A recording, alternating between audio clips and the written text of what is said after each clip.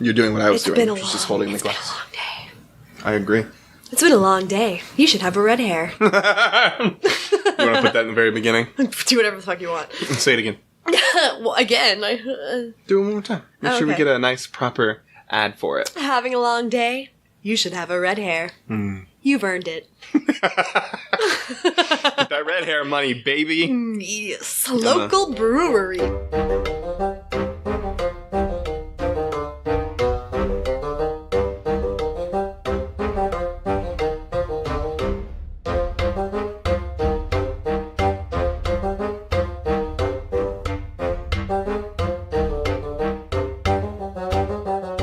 Welcome once again to Noah's Snark, where two former religious types and current snarks take a look at religious media on its own terms. My name is Hillary. And I am Josh, a.k.a. the Family Man.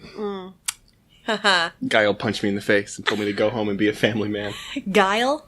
From Street Fighter. Okay, now. It's one of his quotes when he wins a Be fight. a family man. Go home and be a family man. Are you serious? Like, it's funny because in the old game, like, he looks fine, and the one who loses always gets bruised up and broken. Yeah. So looks totally fine, and his opponent's all bruised and, like, probably missing a tooth. He's like, go home and be a family man. Is this the original, like, from, like... Street Fighter 2, yeah. What? From, like, 91 or whatever. No way. I Hilarious. played that. I was a button masher, but I played. Yeah. This week, we're stuck in a bit of a conundrum, because the material we are covering is, on the one hand, perfectly acceptable children's programming in a nice, quaint format. Yes. On the other, it is produced by a terrible organization Yes. headed by terrible people. Agreed. So it's hard to know how to feel going in. I feel conflicted. You? Yeah. Yeah. Yeah. I mean, I wrote it. It's a conundrum. Deeply conflicted. But Adventures in Odyssey, which is our program for the day, is a radio drama program about the small town of Odyssey, usually focusing on John Whitaker and his ice cream emporium that they call Wits End. Clever. In particular for today, we are covering a pair of episodes titled The Chosen One, Parts 1 and 2. These were chosen by us only because they came out the same day that we were wanting to listen to record this. Or were available. We're the ones that were available, Yes. correct. And there was 2 parts, so it was long enough to get a good episode about it. The show is actually a lot like a comic book, in that it's continually running, it's continuous, or continuous, Yeah, continuous. continuous, and you can jump right in any time and you'll get a complete story, but there might be some minor allusions to previous events or... Right, none of which we'll know about. But it wants you to learn about reading more or learning more. Yeah, also these characters are characters that exist throughout, so Right. yeah. I've heard, because like we talked about last week, I've heard a lot of Adventures in Odyssey in my time. All of the main characters have been present for... Yeah. And the Like, Whitaker guy has been played by, I think, 3 different dudes, because 2 of At them least. have died. Yes. Yeah. I think they're on the 3rd. This has been around since the 80s. I had no idea. I knew it was around in the 90s. I remember it. Interestingly enough, it sounded familiar when you brought it up. And then I went to the website, and it all looked so familiar. And I'm like, why is this so familiar? I know I did not listen to this radio program. I have no idea where I would have. Here's why. Because they worked with Chick-fil-A. Yes. Yeah. And they put out they gave out kids CDs, meal. yeah. The Chick-fil-A kids meals. They give out cassettes and CDs and books, all with the Adventures of Odyssey characters and graphics and whatever. And that just rang all the bells for me. I remember getting them. There you go. So that's how you're familiar. Yeah. I listened to it on my own accord, which is even weirder. After you were not Christian anymore? Oh, absolutely. Okay. Just I all. was a grown-ass man. So did you listen from the 87 on? No? Are you, I didn't discover it until... You're not affluent. It must have been 20... Affluent? That's not the word. Fluent. I'm not fluent in Adventures in Odyssey. But yeah, it must have been, I don't know, 2012? 2010 to 2012 Okay. when I was listening. So you have a sense of these characters. And so I know Connie and Eugene and Whitaker. they're old friends. Good old Wit. Yeah, Woody. First things first. As usual, first impressions. High production value. Yeah? Something that I would have probably liked to listen to as a kid. I liked stories as a kid, and like, yeah, there were.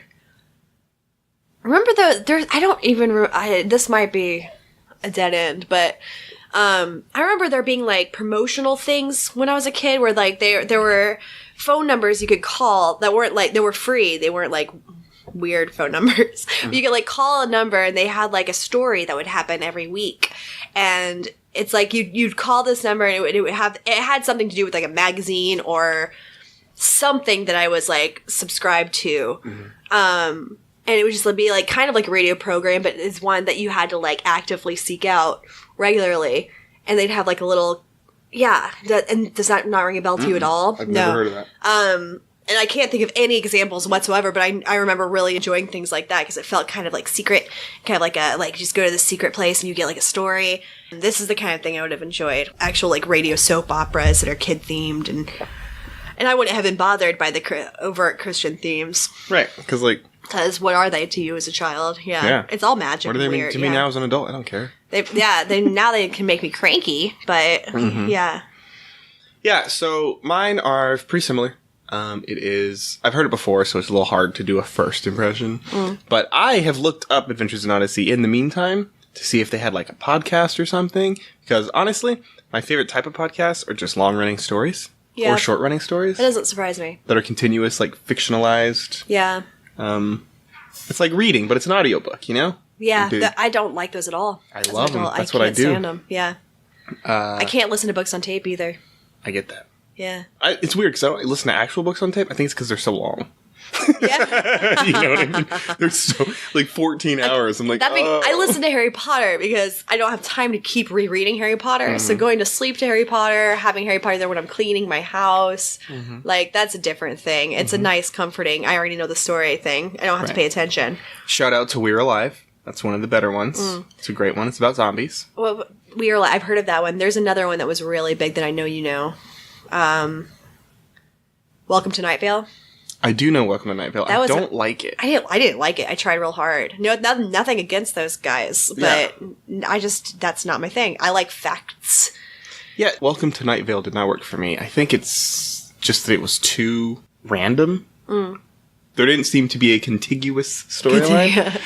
And maybe there is later, but like I'm not going to go through dozens of episodes to finally get to the meat. You know what I mean? Like, definitely not. Start me there and let's just go.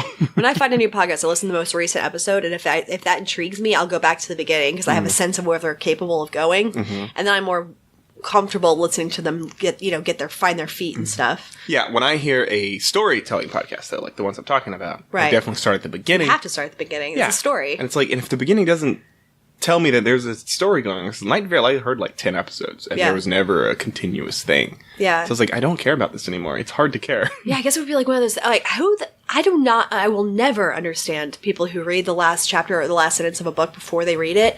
That blows my mind. And there are a lot of people out there that do it. And if you do that, if you are listening and you do that, you're fucking weird. And you make no sense to me whatsoever. We can't be friends. Yeah, so Delete my number. That's the beginning of our beginnings of Adventures in Odyssey. And we open the episode with a nice little content warning, claiming that the episode may be too intense for children under the age of 10. Got me excited. I know. Yeah, I was like, ooh. I wrote down, we chose well. Yeah. Do they do that? Like, I should have listened to a few other. Normal. That's not normal? Well, I am very excited to talk to you about what we think might be the thing that would be too difficult for kids. But after some punchy little intro music, which got me on board. Again, I felt like it felt like I was a kid watching cartoons. We hear our narrator, Chris, as she introduces us to the town of Odyssey over top that nice little tune to get us in there. Yeah. And now we're on to the episode proper, and we hear our main character, Kelly, and her mother. Now, I know this is an audio medium, but Hillary, I want you to describe Kelly for me. What do you think Kelly looks like? Kelly is a very small white girl. Yes. Clean, well-spoken, educated for a potentially 10-year-old. I see a little blonde hair, blue-eyed Absolutely. girl. Yeah. She sounds like it, right? She does. Yes. Kelly has made her mom some scrambled eggs. But her mom comes in and she immediately has an attitude, which implies that, like, they don't get along or her mom doesn't. And her mom doesn't want the scrambled eggs. And the small child has also set off the fire alarm because she left the stove on and it started a fire. And fed up for this last time, her mom kicks her out of the house completely. Kelly implies here that her mom has a drinking problem. She's like, I think you've had too much. You've had too much to drink. Don't kick me out. I am 10. Right. But mom is insistent, and so Kelly gets the fuck out. Yep. Sad music swells as Kelly finds her way off of a bus and arrives in Odyssey. Yeah, helped by a bus driver with the worst southern accent I've ever heard. She's a kindly old bus driver, but she makes sure that she's taken care of because it's 4 a.m. and you shouldn't be out here by yourself. Darling. If anyone saw Hurricane Heist, it's that kind of southern accent. It is Australians trying to be southern. If you haven't seen Hurricane Heist, definitely see it. Do so. It's fucking great. Kelly lies to the bus driver and tells her that her dad is coming to pick her up. So we now transition to what is presumably Wits End, the ice cream emporium. And we hear the soothing voice of Mr. John Avery Whitaker for the first time in this episode. He and Mr. Washington are talking about old toys that Whit is collecting for a Western-style makeover of the train room, which is apparently a big room in Wits End. I don't trust the train room, I can tell you that. Who are they trying to draw? Don't ever allow small children to be taken into the train room. No, I was going to say, that is a second location that you do not want to enter. Now, since we are just introducing ourselves to these two men, describe them. What do you think John Avery Whitaker looks like? He looks like... I see an old... He's old, definitely. Overweight... Yeah, he's white definitely man. a little paunchy. Gray hair. Or super paunchy. Yeah, very paunchy. Gray hair, probably small spectacles. Clean shaven. Nice. Yeah. That's good. Yeah. They have drawings of most of these people? I've never looked at these drawings. I know. I'm pretty sure you just nailed Whitaker. Like, I've seen it, and I don't know about the size of the spectacles, but he has glasses. Yeah. He's clean. No, he's a mustache. He can, no, he does not have a mustache. I'm not trying to make him a rapist in my head. You did very well. Okay. Yeah, no, like, why would they put a mustache on him? Now, what about Mr. Ed Washington? Ed Washington is shorter for a man. I'm seeing him as like 5'9", maybe 5'10". Okay. Slight black man with a tucked-in button-up shirt and khakis. Cool. Yeah. Excellent work. What was your vision, dude? What's your visual? Are you on the same page? Yeah. Yeah. I mean, yeah. That's basically what he sounds like. That is what he sounds So like. why not be what he looks like? Yeah. Yeah, it's Just good. very straight-laced, very straight-laced. Yeah. He was a former toy maker, we find out. Which, again, should be creepier, but he manages to not be creepy. I mean, people make toys. Someone has to. Yeah, creepy people. There were like 2 serial killers based around Candyman. So... Right. All right, and these two men notice a girl playing the piano that Whit has taken out of the train room because he was preparing the makeover. And we realize that this is Kelly. So she talks about how she taught herself how to play the piano and that this one is out of tune. And they're very impressed because that's pretty good for especially a 10-year-old. Yeah. Self-taught learning by ear. Learning by ear. Yeah. Playing by ear. In an alcoholic's house. But Whit asks her if she can play Western style for the grand reopening of the train room when it does come up. And she, somewhat reluctantly, but still, agrees. Next scene, or next sort of transition, we meet Connie Kendall and Eugene. Now, we're going to describe these two as well. I feel like Connie looks like a peacock. Like, I see her with, like, the, like, cat-eye glasses with, like, the beads that hold them on. You know, like the necklace. Okay, yeah. So that she could take her glasses on and off. Okay. And then, like, some sort of, like, wild half updo. What color is it? Salt and pepper. Oh, okay. So she's a little bit older. Older, but like not, but maybe salt and pepper, like in a, I think she was a ginger. So I think she has like reddish hair that has like streaks of the white in it. And then lots of layers, like a cardigan over a mismatched like undershirt and then like layers of skirts. Okay. And boots. And what about Eugene? Eugene, I think I think he's supposed to be like the ultimate dweeb. Yes, so, 100%. His voice is like, This is my voice. I'm Eugene. Yeah, remember the chess club in Saved by the Bell? yes. That guy. Yeah. So what does Eugene look like? I lanky, tall. Yes, super lanky. He's got to be like, his arms are 3 times the size of his body. Yes, they don't make sense. They're illogical. He has illogical arms, glasses, short hair, suspenders. I mean, we'll take it to the next level, say, like, a pocket protector. Mm-hmm. Like, they made him, like, maybe his glasses are taped together. 4 types of pins, each aligned by their size. Yes, exactly. Absolutely true. And his pin in his pocket, which maybe has a protector Velcro in it. shoes. Yeah, that's fair. Yeah. My Connie is younger than yours. Okay. I do know that she's supposed to be a teenager. Yeah. Or like 18, 19. She's supposed to be a teenager? She's young, yes. She seemed like she should have been like a librarian who's been around for a while. I can see it. Yeah. The voice is but she's supposed to be in her late teens. Okay. Or early 20s. The woman who played her is older. Oh, absolutely. I'm sure. Yeah.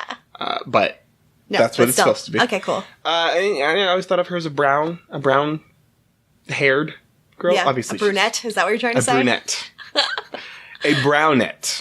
Because brunette can also be black, right? No, black is black. Brunette is brown. Really? Yes. Oh. Okay. Shows you what I know. Yeah. You don't think about hair a lot, I guess. No. But that's all, and I never imagined her with glasses, but, you know, either I see her works. with more reading glasses. Like, not the ones she needs all the time, but the kind that usually hang around her neck. Yeah. That she pulls up every now and then. But let's be clear, it doesn't matter how old she is, and Hillary's is more evocative. Yeah. Have you ever seen Criminal Minds? Yes. You know Penelope. That's what I see, kind of. But, like, a little older Penelope. Yeah. Love that bitch. I get that. Yeah. Cool. Maybe All right. voluptuous. Maybe. Like Penelope. Anyway, as Connie and Eugene are speaking about the book she's writing, it's apparently very long, the fire alarm goes off. But it's revealed that Kelly accidentally bumped it, because fire alarms are extra sensitive, I guess. Mm-hmm. And Kelly claims that she sets them off all the time. Yeah. Connie and Eugene point out how strange this is. That is strange. But they move on pretty simply. And in the next scene, Kelly is writing an original song and shows it off to Mr. Washington. And they bond over some of the old toys that he used to make. He gives her an old doll of his. Yeah. And she's like, I don't really play with dolls anymore. And he's like, well, just give it to a cousin or a friend she's or like, whatever. maybe my long younger cousin will like it. Yeah. He leaves to go get her some ice cream, where we find out that her favorite type is fudge marble. Yeah. And we transition back It's to... a weirdly specific, especially for a 10-year-old. Yeah. Chocolate! Like, that is what a 10-year-old says. Fudge Nope. marble is Fudge what, marble. your aunt says. And now we're back where Eugene, Connie, and Whit are realizing that the new cash register that Whit's gotten is short $65. Yeah, so it must be a malfunction of the register. I love that is their first thought. What sweet summer children they are. Naive children Yeah. there. Connie points out that Kelly was playing with it earlier, and Eugene begins to ask a lot of questions about her. And it sounds like he's going to accuse her of thieving, but instead, Eugene starts to suspect that Kelly is a person who gives off a personal magnetic field. Yes. That makes electronics misbehave and could even potentially set off fire alarms. Yes, so he's a really stupid dweeb. He's extremely intelligent and incredibly naive. Yes. Yes. Also, the probability of this is so low that he should recognize that as not a real possibility. Right. But he thinks that she's basically a walking EMP. Right, exactly. It's nighttime now. We hear Kelly go into the park, and she calls her mom and tells her that she's fine. She leaves a message. She does not actually talk to her mom. Right. But she leaves a message telling her that she's fine, and she wakes up another homeless person from the park bench and claims it for herself. Yeah, quite aggressively. I was impressed. Yeah, for a It's like, 10-year-old. bitch, get off my bench! This is my bench. It's You see like, my stuff hey, under the bench? This is my bench. That's my stuff. And then the grown woman was like, oh, I'm sorry. Yeah. Yeah. But she cries herself to sleep while playing with the doll that she got from Mr. Washington. Yeah, this says all those really saccharine, terrible, sad things. I love you. I'll never leave you. The doll You're my says best that. friend. That's yeah. true. The doll has a lot of affirmative messages about loving her. Right, all So the things that she just- can't get in real life. She just plays it over and over to feel better.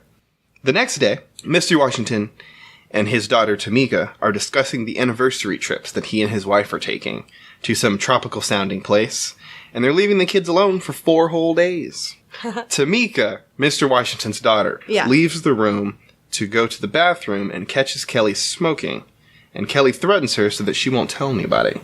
Yeah. What did she say? She's like, don't tell anybody? She's like, I've been to juvenile detention. Right. You know, like, I have a history of violence or something like that. Either way, this is a 180-degree turn from the Kelly we have met, and not in a believable way at all. Like, it's not like a kid, like, the Kelly that we've heard so far, it's not like she's just really good at faking it. That's just like a really a misunderstanding as to how much different a person can be minute to minute. Mm-hmm. And it doesn't seem to work. Tamika doesn't seem intimidated. Not at all. She's just like, you're fucking crazy. You're 10. Hope your lungs don't turn black before you're 15. That's I what love she her. says. Yeah. And she calls her crazy. She's like, you're fucking nuts. I'm not going to deal with this. Right. But just don't dive smoking, I guess. Yeah. That was, yeah. But it was, I think, fairly believable for the most part.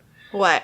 Like, just like, this chick's crazy, let's leave her alone. Oh, well, Tamika's part, definitely believable. Yeah. No, Kelly's part is Kelly's part is ridiculous. But, she's had a hard life. Okay. This is these people's idea of a hard life.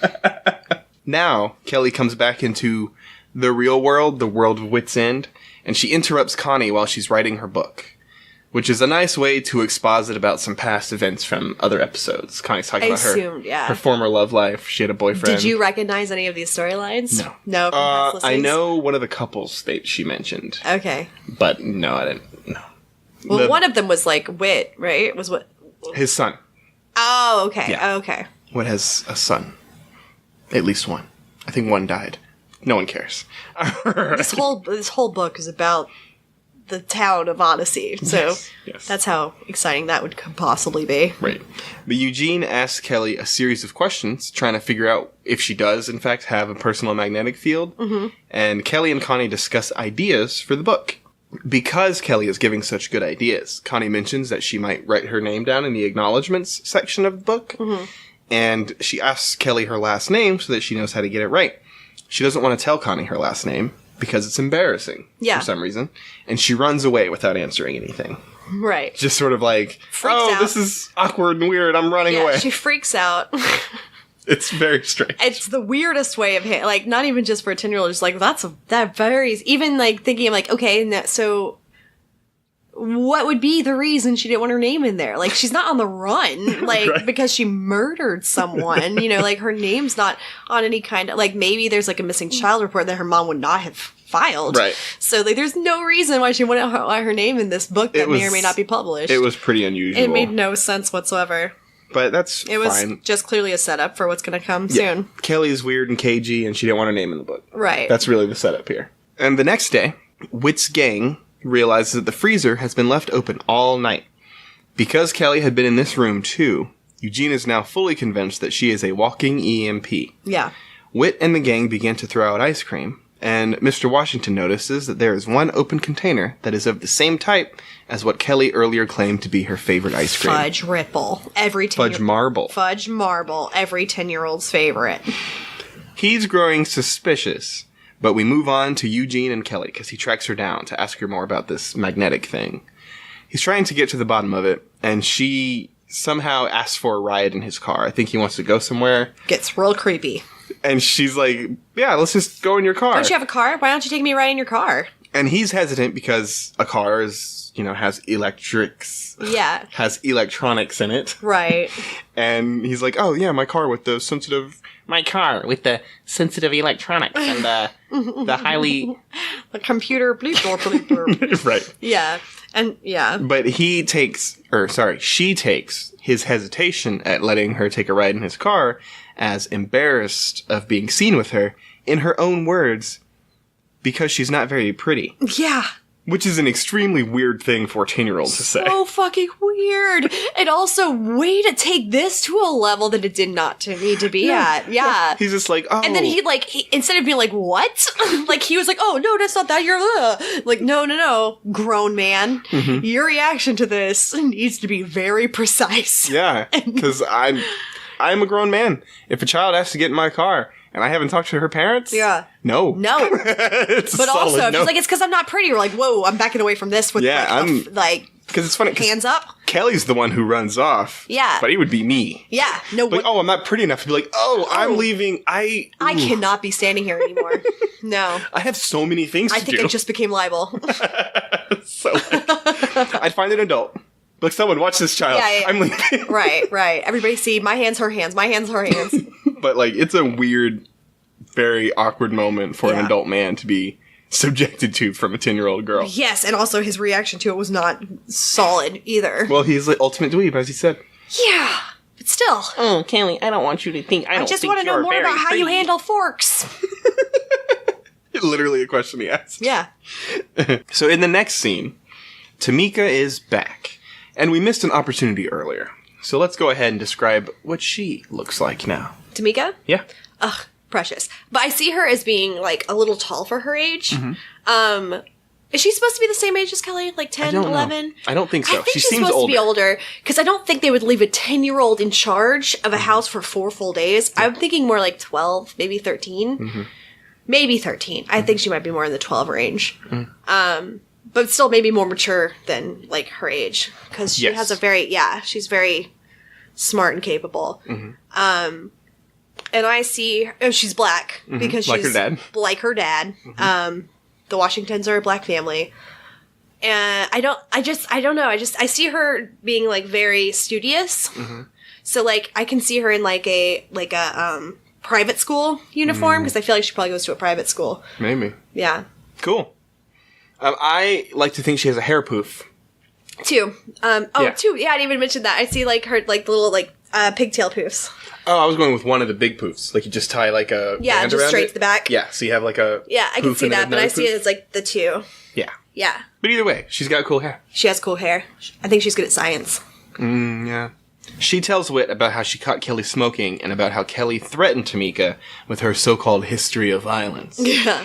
They all decide they're going to have to talk to Kelly, but Whit recommends it not being too harsh on her because surely something is going on. That's not just her being a rambunctious youth. You don't say. No one's seen her parents. She just showed up in your town. And they accepted it willingly. Yeah, I can't get past that. Like, this girl just showed up out of nowhere in your town, doesn't go to school with any of your kids, doesn't have parents seemingly, and your reaction is like, oh, you're good at piano, want to play?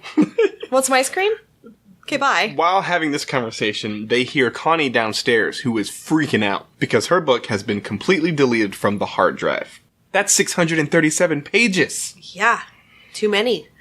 They realize that it was Kelly who did it because she was so cagey about wanting to be acknowledged in Not it. before Eugene thinks that it was Kelly who did it by accident with her magnetism. But even he realizes that it was only one file that was deleted, so it was clearly on purpose. Right. And Kelly was cagey about being in it, so she must have deleted it. So now everyone's on to her. Kelly enters the room. Like, hey guys, what's going on? And Connie immediately starts yelling at her. And Kelly is confronted by everyone, and they ask to talk to her mother. This causes Kelly to freak out a little bit and confess that her mom doesn't care about her, and she's abusive anyway, and she runs away, and that's the end of part 1. Yeah, and I was kind of like, the little actress's skills here were pretty good. That's true. I thought she did a really good job in this emotional scene. That's true. Yeah, she's like, It wasn't she beats too me, over the and top. if you call her, she'll beat me again. And it wasn't too over the top, but it seemed pretty. The child actor here does a pretty damn good job. That's true. Despite her not knowing how to be a hard ass in the bathroom, she can be a sad. She can be a sad, scared girl. But a 10-year-old wouldn't know how to be a hard ass anyway. Yeah, but I know, like, a 10-year-old trying to be a hard ass does not sound like that either. Like, No? Also, where the fuck did not one person in this town smokes? Where did she get cigarettes? I don't think they sell cigarettes in this town. This is like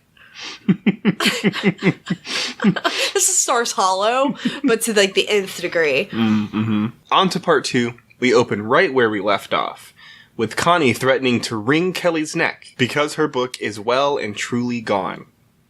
The police have found Kelly, and she's at the Department of Human Services. Kelly is removed from her home and placed into foster care. She and Mom are going to be given counseling, and we'll have to see what happens next. This is all stuff that Whit is telling us about, because he's been handling the runaway Kelly situation. Right, because these things work that quickly. That's true. It's been maybe an hour. Yeah. No, that's not how our system works. Not This even a is little very idealistic. But Whit talks about how her family life has been tough from the start. Her dad left when she was very young, and then her mom would get boyfriends, and Kelly would grow really attached to them before they would leave too. Yeah, this is also a thing where he's like, her dad left when she was 7. She's 10. Right, a couple years ago. 3 years ago. In 3 years, her mom had some boyfriends. But it's not like... the way he made it sound is like he left when she was 3 and she's only known, like, boyfriends of her mom. Like, she's only been 3 years. Right. I guess in a 10-year lifespan, that's a long time, but still. Right. It's not, yeah. Yeah, he didn't leave when she was a newborn. Right. But she's even been kicked out of a church. Which, why would a church kick her out? But Probably because she set fires. Possibly. So everyone feels bad now, because they rejected her too, when all she really needs is someone who is stable and loves her. Yeah, that's what we all need. So in the next scene, Whit shows up at Mr. Washington's house while he's eating dinner with his family, and he reports that Kelly mentioned Mr. Washington as her choice of where to live when she was asked by Human Services. I think it's deeply unfair of Whit. To show up at his house? Yeah, just be like, hey, this sad girl said you're her dream home. You want to take her in? Right. Just like, no, the way he goes about this, I'm like, that just seems so... He came into the whole family, right? Yeah, the whole family at like a kitchen. I think they were like eating dinner. Yeah, they were. They were mid-meal. Right. And like so announces to the family that this girl needs a home and that she wanted to live here. That's like a huge thing. That's something you talk and also like, what's up with you? Whit? What are you doing with your spare time? Do you have a room? Well, he wasn't selected by old Kelly. Yeah, well. But they all pretty uniformly reject the idea. But Mr. Washington does soften a bit, and he asks to go talk to her. So, the next scene is Washington going to talk to Kelly. And before she arrives into the room, because he's talking with her current foster family, right, he sees the doll on her bed. And they talk about how attached Kelly is to the doll. And he's surprised that she even kept it, because she didn't seem to like it initially. Yep. And then the foster person is like, no, she plays that thing for like half an hour before she even falls asleep. Yeah, bitch keeps you up all night. I hate her so much, this doll. I won't stop saying, I hate love kids. you. Anyway, give me my foster care money. He talks to Kelly some, and he gives her Tamika's old keyboard, because it's basically a piano. And thanks for defining keyboard. It's a thing. It's a connection to the old stuff. I know. I'm explaining for the audience who doesn't get it quite. All right, dummies, you get it? Get All right, dummies, you get it? And they talk about how she chose him to live with. And she says it's because he gave her that doll. And she sort of takes it back. She's like, I just chose because you gave me a doll and I kind of liked it. So I was like, whatever, let's just say him. Yeah. But she's sort of backing away from her choice. And he offers to bring her over for dinner with him and his family. But she rejects that too. So he offers to get her some toys or games for her room, but she also turns that down. So later he talks to Whit about the situation. And he begins to convince himself that he would be a better fit for her than the current family, which is apparently an older couple. Yeah. That doesn't... They don't have toys at their house. They don't have toys. So they're bad. They're bad for children. They're bad for children. They're going to have to learn how to, like... Children need toys. Deal with children. He's a toy maker. Toys are everything. Hey. And he has 2 kids. Yeah. Young kids. He has another older kid. Yeah. I thought he had 2 that already left the nest. So he has an older son who's off to college, and he had a cousin of his kids staying with them. Oh, okay.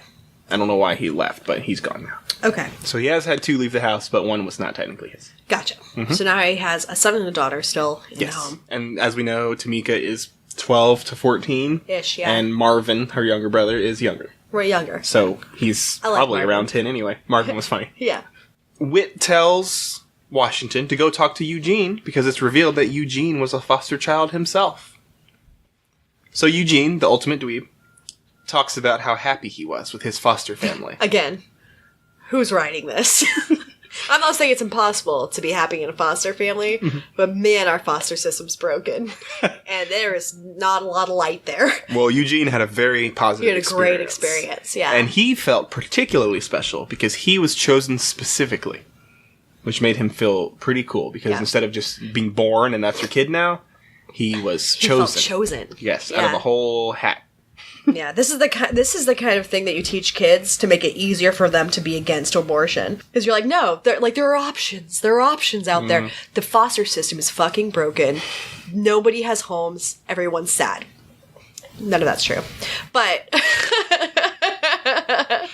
did I make that too dark? No, it's fine. Okay. It's true though. I know a lot of kids in the foster system. It's a nightmare. Washington seems convinced by Eugene's experience, but he does call a family meeting to discuss whether they should take Kelly in. He asks the family whether God is calling them to do it, and whether they aren't doing it because they can't or because they won't. The son, Marvin, is into it. And the wife is considering the practical implications, like cost and space and stuff like that. Right. Tamika is firmly against it because she hates Kelly so much. Yep, hates her. But she does defer to her parents nonetheless. Yeah, well, and she also makes a good point. She's like, this is the kind of girl you wouldn't want me hanging out with. So That's you're going to bring it into our house to be here 24 hours a day? Yeah. I mean, it's not a bad point. She's not just being emotional. Right. When the kids leave the room, the adults talk about how excited they were to be done with having children and having, like, take care of small children. Yeah, they were about to be in, like, a kind of retirement-y. Yeah, they were going to live phase. the back half of their life without the responsibility. Yeah, they fucking earned it. Which is weird to me as a conversation because Marvin cannot be much older than Kelly anyway. He's not. He's at best 12. Yeah, if he's older than her. Like, Right. He seemed like a 9, 10-year-old to me. He seemed younger than her. So it's weird to be like, oh, she's 10. It's so young when Marvin is Well, I feel like between 8 and 12 years old himself. No, right. They have a long way to go with Marvin. They have another good 10 years. Right. But that's fine. So. But that's still, fine. like, it's also, like, they already decided that these are all the kids are going to have. Right. So they're already thinking, like, they're growing up. They're starting to be self-reliant. We can go on vacations now, alone, for the first time. And, yeah, I can see that. So they're not so much wrong. No. It's just that it was a weird sort of, we were almost done raising our kids. No, Right. you weren't. No, not at all. But it's fine. College is expensive, bro. That's true. Tamika is then talking with Whit about the whole situation, and he assures her that she should trust her parents' instincts. The group then receives an envelope with $65 in it. Also, just everybody is mentioning praying. Like, the parents are praying on this. Tamika has promised to pray on it. She's been praying on it. They're waiting for God to tell them what to do. It's important. It's very important. Yeah. But they get an envelope with $65 in it, and they realize that Kelly is trying to return the money that she stole from the register earlier. Connie is still not ready to forgive her, but this does prompt Tamika to want to go and talk to Kelly herself. This conversation doesn't go particularly well. They mostly taunt each other a little bit. Tamika actually is really funny because she's like, I'm not scared of you. You're 10. Yeah. I have 3 inches on you. And she's like, 2.5 at best. Okay. It's like, I have 3 inches on you, and I'm older than you, and I would kick your ass if I needed to. Yeah. But Kelly's, pushing real hard, trying to push back at her. But Tamika ultimately calls her out for trying to give the money back because she does know it's the right thing to do. And Kelly is still obstinate. She's like, no, she either doesn't answer the question or is trying to avoid it. Yeah, she doesn't give any alternatives. Tamika points out that they could definitely get along if Kelly wasn't so abrasive constantly. Yeah. But she does give up on it and begins to leave. This motivates Kelly to ask her about the keyboard since it was Tamika's old one. And they begin to get along a little bit as Tamika shows her how the thing works and shows off some of the music that she'd recorded on it before. She then goes to her dad, Mr. Washington, and she lets him know that she has changed her mind and that he's still allowed to say no, obviously, but she thinks that she and Kelly can work it out after all. He talks to his wife, and they both excitedly agree that they should, in fact, take Kelly in. Yeah. He's like, I think we should do it. She's like, I think we should do it, They got real excited. They're like, and he's like, I feel like we're in the delivery room. Like, that's weird. Yeah. He does. I feel like we're in the delivery room, and you, my wife, just gave birth to a 10-year-old white girl. They even happily make a phone call to cancel their weekend at the beach that they were about to take. The episode ends with Chris, our narrator, giving us a moral lesson and a Bible verse to close the show, saying we shouldn't settle for a nice, comfortable life, and we should pursue what God wants us to do. When we obey God's commands, we get something better than happiness. We get to know we have pleased God. She literally says, God wants nothing to do with your happiness. Comfort and happiness is not what God is about. He wants you to obey him, and that is literally it. I have so many problems with that. You know, if we're Christians, we share the same honor Kelly does. We've been chosen. Oh, God. Oh, God. And she quotes a Matthew verse about... Foster children are the most honored of us all. I think it was supposed to be just more an example about how we're all foster children of God. But yeah, it's a thing. So you didn't like the moral lesson at the I end? hate it. You hated it so much? I hate it so fucking much. With her smugness. Chris's smug voice. Well, we're on to the finale part of our program, and we have to ask you, what What's the best and what was the worst? Production value was best. I feel like True. that's a thing that gets brought up a lot. It's like when I'm reaching for something that's great. Yeah. The best thing about this, and a lot of things that we cover, is that they had money to put into it. But also, that could be also considered the worst thing about it, because people gave them money to make this. Lots of money. They have lots and lots and lots of money, and they inflict their power That's true. where it should not be inflicted. But that being said, trying to see this from a point of view of like being a kid, I would enjoy the series. Also, like, the series, maybe. These 2 episodes, what is this for kids? This is like adult learning. Like, this whole story was about adults dealing with a kid.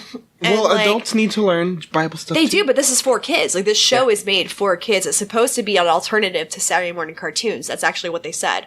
Like, this was created as an alternative to the clearly sacrilegious, terrible, violent Saturday morning cartoons that kids were watching in the 80s and the 90s. Yeah.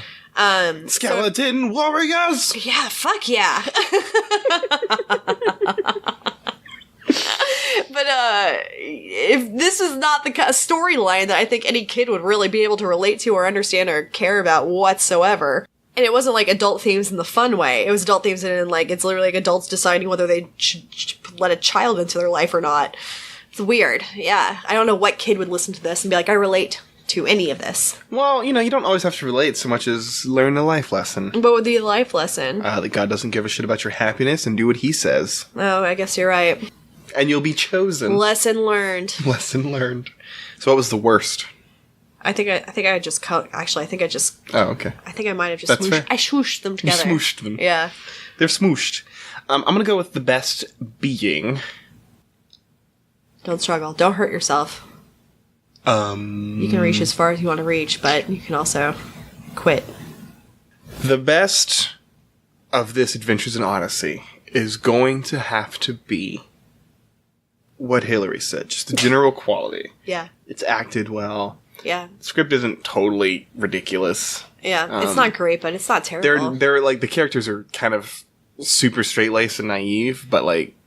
One-dimensional. A little one-dimensional, but it still makes sense. Right. And for children's programming, it's fine. Yeah. There's very little that I'm like, what the fuck? That doesn't make any sense. You know what I mean? Yeah. It's just like, that's not how people would react, No, but I they're can also see... good at, I get this goes with the production value. Like, they create an atmosphere really well. Mm-hmm. They do a lot of the background sounds, like, you know where you are because of the background sounds. It's small things like that that let you know that they actually put time and energy and money into the My production. retelling of it makes it sound a lot more roughshod than it is. Because what usually happens in a scene transition is it's transitioning first. Yeah. And you know where they are in relation to everyone else. Yeah, you hear Like- the background noises of the ice cream store, or you hear, A good example is when they were talking about how Kelly must have been up to most of this stuff. And then you can literally hear Connie's voice from what sounds like downstairs be like, no! Yeah. My computer! She's clearly in a distance. Like, she's not in Right. the same room. You can tell. And that's quality. Right, Yeah. and then we cut to Connie, so now you're like, oh, obvious transition. Right? So it's a lot like directing a movie, except they were directing audio. So it was good. Yeah. The radio opera. worst has got to be from where this show comes. Yes. Which is focused on the family. Yes. Which, again, is a terrible, gross, vicious, disgusting organization. Hateful. Led by terrible people, Yeah. hateful people, shitty people. Yes. Can you tell us more about that?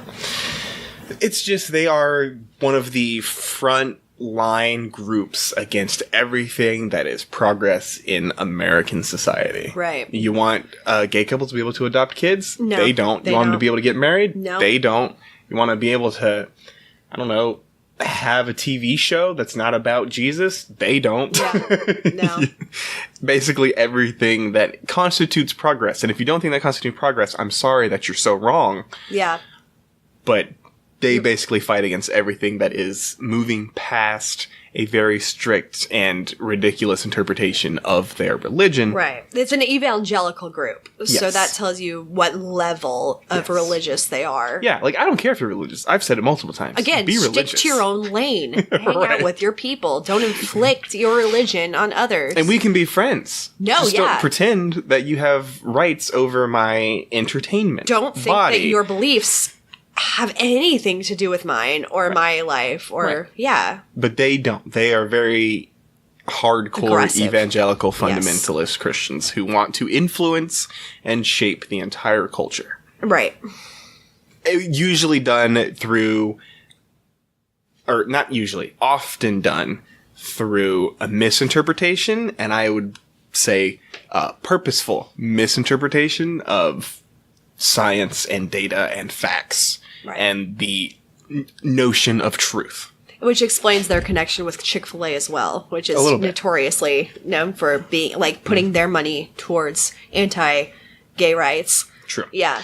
So it's just a really bad group of people who happen to make this thing, which I honestly think is kind of endearing. It's fine. It's adorable. Yeah, it's endearing. So it's weird. Yeah, I mean, well, yeah. I mean, This is weird to, like, experience because I'm like, I kind of enjoy this. Yeah. But also, it's vicious. yeah. And even like you said, the moral and Bible lesson at the end, it's not necessary. It's icky to me, too. And it's a little icky. It is icky. But it's I hate the word obey. it's inoffensive, I guess. I But mean, it's it is a definitely- little bit... I can't imagine being an actual foster kid listening to this. Be like, what the fuck do they think foster care is? Oh, that's fair. But see, that's in the script, That's not the in script. the little moral lesson. No, the moral lesson is shut up and obey God. Yeah, and it's like you said, it's icky. It's but I don't know icky. if it's like Offensive. I don't want my if I had kids, I don't know if I would like I don't want them to hear that. Yeah. Because they would just be like, well, that's silly, but whatever. Which, yeah, like harkens back to like the opening where it's like kids might, this might Mm-hmm. be a little heavy for kids. Make sure your parents are around while you listen to this. What exactly in this would be the thing that they think parents should be around for? I guess to guide their kids. The notion of an abusive mom? She wasn't even that abusive. Well, she wasn't on screen, but we do know. We know she hit her, maybe. Yeah. Yeah. Whit told us in the very convenient wrap The up. alcoholism is brushed off. The alcoholism It is. is It's barely completely mentioned. not Like a- actual abuse is barely mentioned. Yeah, it's very whitewashed. Yeah. But I guess Again, that's- like it's a kids program, so what do you want to do? Like yeah, but I guess that's Just the have screaming children? content problem. That's true. See, that would be if like we listened to Kelly get her ass kicked. Right. It's a That would be No. something would- like, don't show anybody this. fucking heavy. Yeah. Yeah, but kids should hear that. No, I'm not saying that at all. But yeah, so I don't know what part is considered too intense for 10-year-olds, but or under 10-year-olds. But Right. Whatever. It's fine. It's fine. I'm not against content warnings. Just do what you do. But I might as well put one out there. Like, we should actually put one out there for us. Just to save our own necks. That's true. Yeah, don't listen to this with your We're listed kids. as not safe for work on iTunes. What? We're listed as not safe for work. Oh, good. Yeah. That gives me freedom. Because we can say fuck all we want. Fuck. Next time, we've been doing a lot of apologetic films recently, and I'd like to continue the trend until I grow sick of it and die. The last one was a look at the evidence for the resurrection of Jesus Christ in movie form. The next one is a refutation of evolution. Yes. And we're bringing in, of course, a biologist. Because Yes. I'm a lay biologist. She'll be a little bit better at it than me. A little bit. Obviously. Right. We're going to bring in our very skilled, very intelligent, very capable friend, Kat. Kat, say hi. You're only saying that because I'm here. You're right. Hey, don't peek behind the curtain. No looking. Get out of Wait, here. I don't know what that means. We don't film these ahead. No, nothing. No. No, Yeah. you're only saying that I'm smart and everything because I'm right here. Yeah. But this movie was endorsed by Answers in Genesis. What What is that? It is an organization dedicated to teaching the truth of creationism, Oh. led by a man named Ken Ham. You'll see him later, I You can't guarantee. have breakfast meat as a last name. John Hamm does, and he's sensual. This is one M versus John Ham's two M's. Oops. Like I said, a He's breakfast just straight up meat. ham. Ray Comfort from Living Waters Ministries.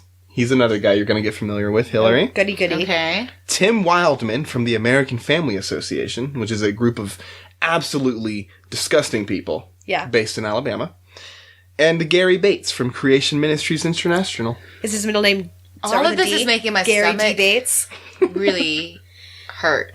Yeah. But it's endorsed by all those people and many others, and it should be an excellent place to learn about evolutionary theory and the clearly superior theory of creationism. Well, I can't wait to have all of my degrees reversed. Yes. I can't wait to have all of the knowledge that I have painstakingly learned be completely refuted by somebody. Kat, are you ready to have your world turned upside down? My world's going to be shaken, Yes. stirred, Yes. mended, blitzed, blended, mixed. Well, here's some reviews. Mended and Blake's. Yeah. Here are some reviews to get you excited for it. Quote, if you're a religiously minded individual looking for a refutation of evolutionary theory, you've come to the wrong place. Wait, I thought I was gonna convert. I thought it was gonna convert me. This movie. That's just Netflix reviews. Well, next quote. Netflix is the devil. I mean, their colors are black and red. Next quote. I am so deeply saddened that this was Harry Anderson's last movie. Okay, wait. Harry Anderson. Is this the point that you tell me when did he die? Recently. Very recently. He died after this movie. It was after this movie, but very recently. Well, okay, yes, Josh, good job. Shut up. No, it was within the last few weeks. Really? Because I missed this. No, I haven't been on Facebook. Hey, guess what? Here's why I know. Because I lost a trivia question because of him. I didn't know he had died, and they mentioned him, and So, he died, you lost trivia, and he made a Jesus movie? everything was awful. He's dead to me Honestly, now. I'm having I really will never watch Night Court again. Good luck. I don't think it's even streaming anywhere. But the question was, aside from Night Court, what show was he a part of? And I forgot about Dave's World completely. So What's Dave's World? it was it was a TV show he did for a long time after Night Court that I had no knowledge of. So anyway, that's how I knew he died, and it was very recent. Given those reviews, it sounds pretty great, right? So, it sounds amazing. I so- can't wait to make my brain rewired. I'm really excited. So please come join us next week as we discuss the film, available on Netflix right now, A Matter of Faith. And remember, if you like the show, please give us some of those 5-star reviews on whatever podcast app or service you are using, and make sure you tell your friends about us. 60 stars. Spread the word, tell your people, get them to listen, force them. Go into their phones, download it, and tell them to listen to it. I actually do that for my family already, so... we appreciate you. Yeah. Never forget- Well, not for Noah Snark yet, but I will. Never forget that we do have a website at noahsnarkpodcast.com. Noah's Snark, 2 S's, podcast.com. On the website, you can find all of our episodes, as well as links to our social media, which I've also included in the description of this episode. Go to the website and send us a comment or question so we can have a mailbag segment, damn it! Yes, damn it. As always, thanks for listening. Thank you so I much. put the Noah Snark sticker on my laptop. So when I'm at coffee shops, I look cool. If you're cool, I will send you a sticker. But you have to send I'm not gonna do that. a pre-stamped, I'm not gonna send them a self-addressed, sticker. a self-addressed envelope. Right, I'm not going to send you 45 cents. No, if they send you an envelope, stamped and addressed, I'll put a sticker in it, and I'll pretend that Josh did it, but I'll do it for him. It's true. I have nothing but time. I'll send you whatever. I have no time, but I will do this. All right. Thanks for listening, as always. Thank you. Bye.